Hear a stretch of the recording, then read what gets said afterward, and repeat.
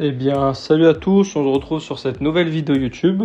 Donc j'ai décidé de réaliser cette vidéo pour montrer à chacun, pour toutes les nouvelles personnes qui souhaitent acheter un véhicule d'occasion en fait sur le Bon Coin ou sur la centrale ou en tout cas auprès d'un particulier, vous expliquer à peu près les différentes étapes. Étant donné que moi je suis passé par là, j'en ai déjà acheté en tout, j'ai acheté 3 véhicules depuis ces années-là. Donc du coup, je vais vous expliquer à peu près comment faire pour les nouvelles personnes. Du coup, j'ai sélectionné 2 sites pour lesquels j'effectue mes recherches lorsque j'ai envie d'acheter un véhicule en occasion. Donc tout d'abord, on a la centrale qui nous permet d'avoir en fait l'opportunité de voir plusieurs modèles, un peu comme le Bon Coin. Donc là, vous sélectionnez la marque. Nous, on va prendre pour exemple un Volkswagen Tiguan. Donc là, on va mettre Volkswagen. Donc là, ça va nous sortir toutes les Volkswagen. Bien évidemment, on va indiquer le modèle. Nous, c'est une Tiguan que l'on recherche. Voilà. Ensuite, on peut indiquer plus de détails, plus de filtres. Comme nous, on veut un véhicule diesel. On veut également que ce soit le Tiguan phase 2. Et que ce soit situé, on peut mettre par exemple Île-de-France. On va mettre par exemple nous Île-de-France. Donc là, ça nous indique tous les résultats qu'on a. Donc ça va nous mettre essentiellement les véhicules de professionnels. Étant donné que nous, on veut acheter auprès des particuliers, on va indiquer uniquement les particuliers.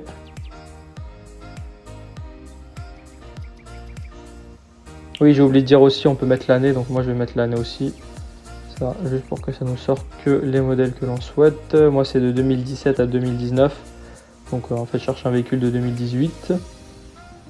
Et voilà, type de vendeur, nous on va mettre particulier. Donc là ça va nous indiquer tous les particuliers, parce que le but de notre vidéo c'est d'acheter un véhicule en fait auprès d'un particulier. Donc là on a différents véhicules, par exemple on va prendre celui-ci. Donc là on a différentes photos, le véhicule paraît propre.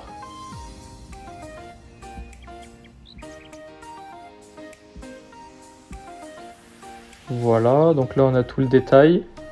L'année du véhicule, l'émission de pollution, donc critère 2, c'est bon. La consommation du véhicule. Là, il y a indiqué le nombre de propriétaires, donc 3 propriétaires. C'est le véhicule quand il a été acheté neuf, il a été revendu 3 fois. Donc on a eu 3 différents propriétaires sur ce véhicule-là. Là, on a toutes les options, on a tout. Donc là, je ne vais pas rentrer en détail sur tout ça, mais vous avez pas mal de choses sur la centrale et sur le Bon Coin. Donc le Bon Coin, c'est à peu près la même.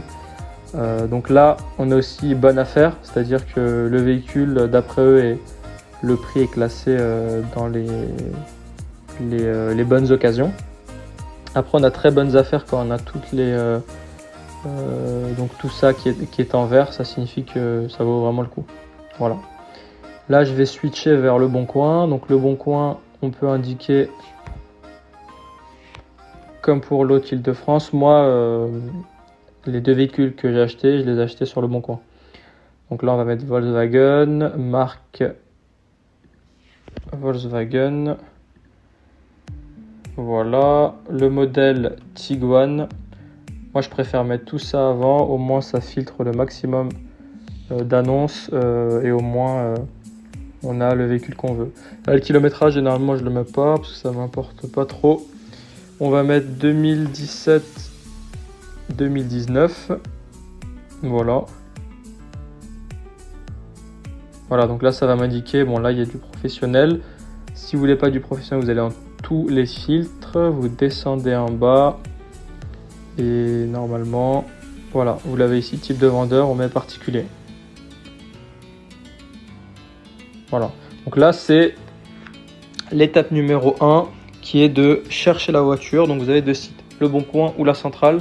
En tout cas, moi, c'est ce que j'utilise. Après, il y en a plein, mais moi, c'est ces 2-là que j'utilise.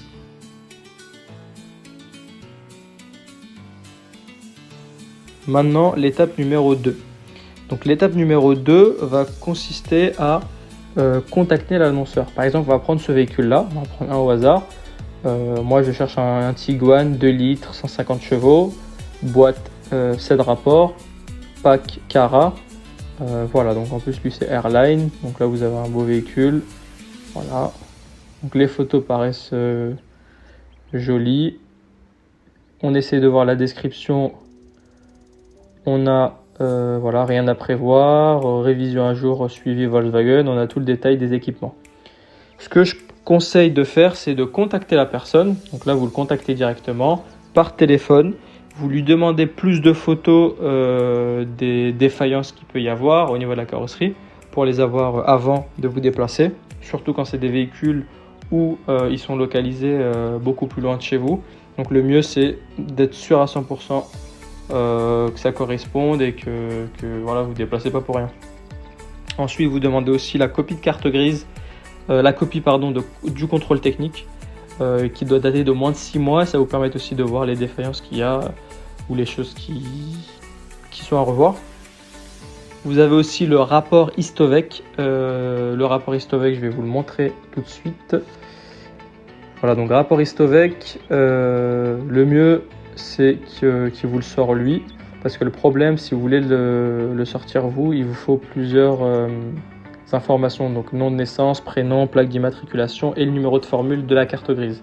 Donc comme vous pouvez le voir là, elle figure en bas de la carte grise ou à la première page de la carte grise. Mais ça, malheureusement, quand les vendeurs, les vendeurs, ils veulent pas vous fournir ces informations-là, ce qui est compréhensible étant donné que ils savent pas si vous allez l'acheter ou pas à 100%, ils veulent pas vous donner des données comme ça. Vous lui demandez de le sortir par lui-même. Donc il va vous le sortir. Vous aurez un rapport Istovec détaillé avec le nombre d'anciens propriétaires qu'il y a eu, le nombre, donc les dates exactes de quand la carte grise a été changée, le kilométrage. Normalement, si c'est un véhicule français, on a avec les contrôles techniques un graphique avec tous les kilométrages. S'il n'y a pas, le mieux c'est de demander le carnet d'entretien ou au moins d'avoir un support pour au moins pouvoir avoir ce détail-là. Les factures des entretiens aussi, qui est important, de lui demander de vous envoyer ça en photo pour vous, que vous puissiez contacter. Par exemple là, si le véhicule, comme est énoncé ici, a été révisé et suivi chez Volkswagen, vous avez donc le mieux c'est d'avoir les factures de chez Volkswagen et de les contacter et de voir avec le numéro de châssis si le véhicule correspond bien, si tout est bon pour faire en fait les vérifications avant et que ce soit pas un véhicule volé ou un véhicule je ne sais pas moi, un véhicule qui est pas vraiment en règle. Vous avez aussi, comme je vous l'avais dit, le carnet d'entretien. S'il peut vous l'envoyer en photo, c'est toujours mieux. Ça vous permet de voir toutes les révisions qui a pu être faites. Donc ça, c'est top.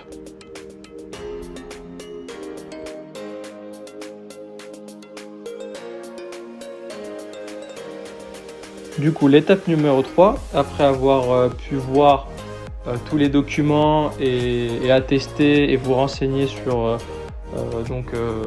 que le véhicule soit en règle et que tout soit bon. Maintenant, il vous faut essentiellement aller voir le véhicule sur place. Même si le véhicule est loin, le mieux c'est d'y aller et ne pas verser d'acompte avant, surtout que c'est un particulier. Encore pour un professionnel, vous pouvez, mais bon, même si moi je trouve que c'est mieux d'aller voir le véhicule sur place. Et dès que c'est bon, vous pouvez le donner un acompte si c'est un professionnel. Si c'est un particulier, le mieux c'est de ne pas donner d'acompte, c'est de revenir la prochaine fois et d'effectuer l'achat. Mais en tout cas, il faut essentiellement aller voir le véhicule. Donc dès que vous allez voir le véhicule, vous revérifiez à nouveau tous les documents. Donc tous les documents qu'il vous a envoyés, vous les revérifiez pour voir si tout est bon. Vous vérifiez la carte grise, si le numéro de châssis est bien exact avec celui du véhicule, voir l'état du véhicule, voir tout ça. Si vous avez la possibilité d'être accompagné avec quelqu'un, c'est toujours mieux, et avec quelqu'un qui s'y connaît dans la mécanique, qui puisse voir le moteur, qui puisse voir s'il n'y a pas des anomalies ou des choses à demander. La chose essentielle également à demander pour les véhicules qui sont munis de ça, c'est la distribution. Donc demander si ça a été fait et d'avoir des factures. Parce que s'il n'y a pas de facture, ça ne peut pas attester que ça a vraiment été fait. Donc pour être sûr, il faut le demander, ça vous évite de dépenser beaucoup d'argent parce qu'une distribution ça peut coûter cher selon les voitures et les modèles.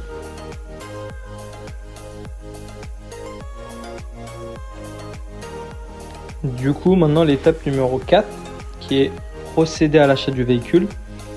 Là, vous êtes sur place, vous avez conclu un prix avec l'acheteur, avec le vendeur, pardon.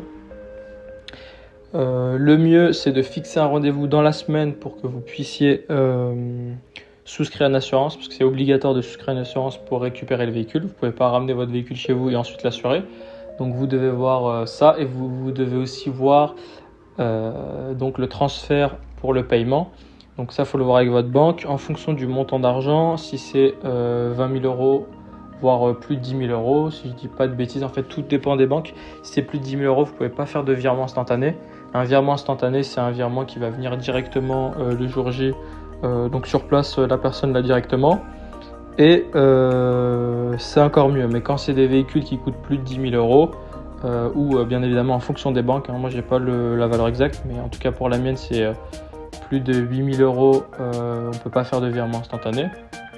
Et du coup en fonction des banques, vous devez voir ça. Le mieux ce serait de faire un virement instantané. Après, comme je vous l'ai dit, si c'est un véhicule qui est au-delà de ce montant là, vous devez faire un chèque de banque. Le chèque de banque, la personne, donc le vendeur voudra le vérifier auprès de sa banque, ce qui est normal. Donc vous y allez avec lui le jour J, vous vérifiez tout ça. Dès que c'est bon et dès que la personne, la banque lui a assuré que le chèque de banque n'est pas faux et que c'est un vrai chèque de banque, vous pouvez effectuer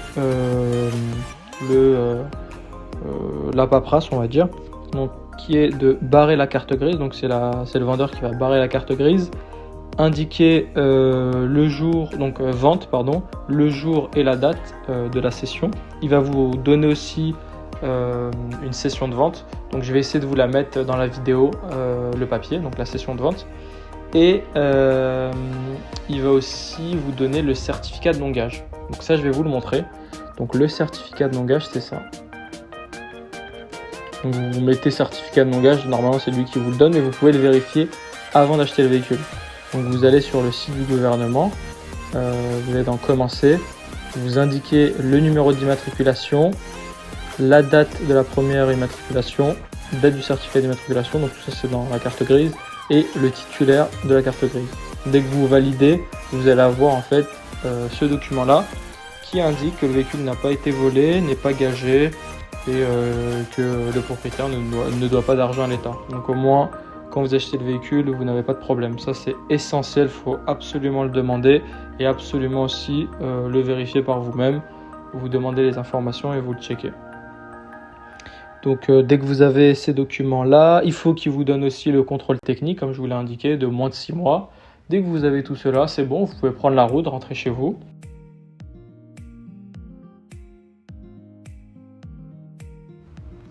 Maintenant, on va passer à la dernière étape, l'étape 5. Donc vous avez fait le plus gros du boulot, maintenant il vous faut effectuer le changement de propriétaire pour que le véhicule soit à votre nom. Vous ayez en fait la carte grise à votre nom.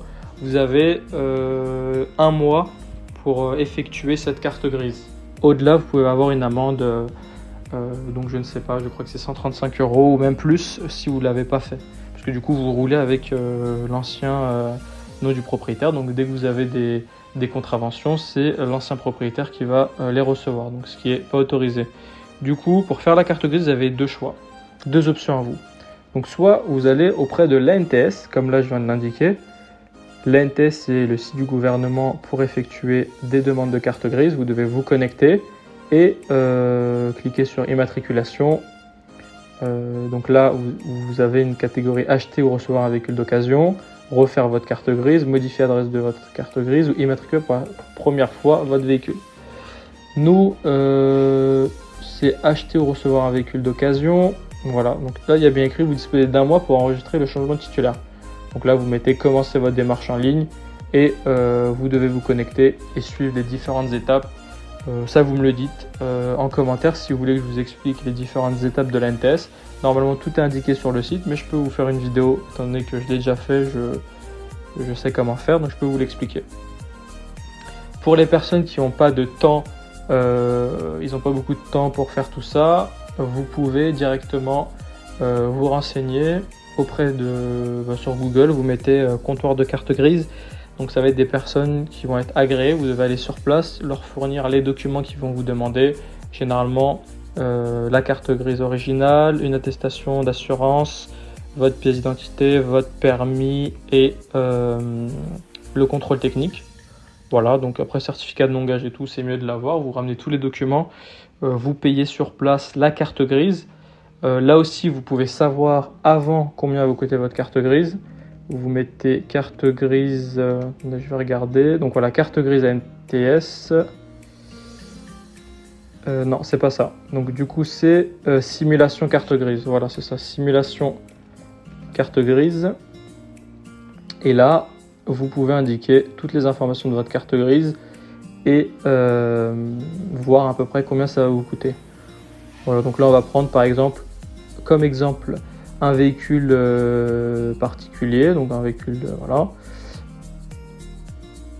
L'immatriculation, on va mettre 2018, voilà. Puissance administrative nationale, tac, je crois que c'est la puissance fiscale, c'est ça. Donc de toute façon, ça vous l'avez sur la carte grise, hein. C'est indiqué ici P.6, donc vous allez dans la carte grise, vous allez dans P.6, ça va vous indiquer ce que vous devez mettre. L'énergie, nous, c'est une diesel. Carrosserie, non. Votre domicile, en fonction de là où vous habitez, la carte grise coûte plus ou moins cher. Ça va dépendre. Donc nous, on va mettre par exemple... on va mettre Paris. Voilà, par exemple Paris, calculer. Voilà, donc là, ça va vous indiquer...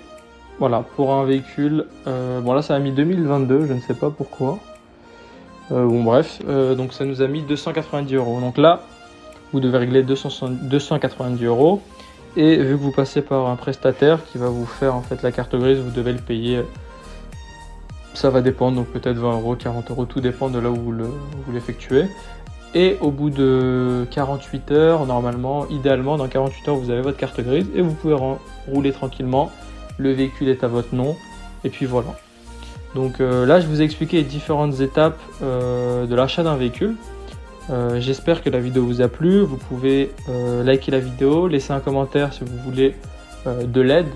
N'hésitez pas, je peux vous aiguiller. Si vous voulez d'autres vidéos de ce genre-là, vous me le dites, parce que là, c'est une chaîne dédiée à ça, donc dédiée pour se débrouiller. Donc tout type de vidéos, ce ne sera pas des vidéos uniquement d'automobile, hein, ce sera des vidéos sur tous les sujets. Donc n'hésitez pas et merci à vous.